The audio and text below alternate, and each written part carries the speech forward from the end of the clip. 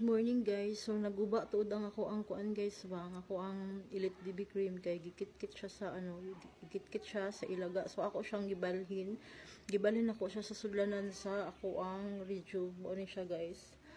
Mo ni siya ang sudlanan sa Rejuve, gibalhin ako diri ang akong Elite BB cream. So ang nakuan jud niya guys no kay duha ka ingon ani jud nga puno kaayo. So daghanay jud igsulod ang ato ang Elite BB cream. Daghan kay sulod ang ato ang Elite BB cream, 50 grams na siya guys. So good for 3 months siya kung tipid jud mo gamit. Abtan pagurog 4 months. Yan look kay shock effect guys tanawa. Sinaw-sinaw.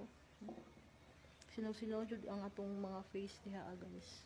So, nag-sunscreen ay ko kay grabe ka init ang panahon. Init kaayo mulakaw ko. Init siya.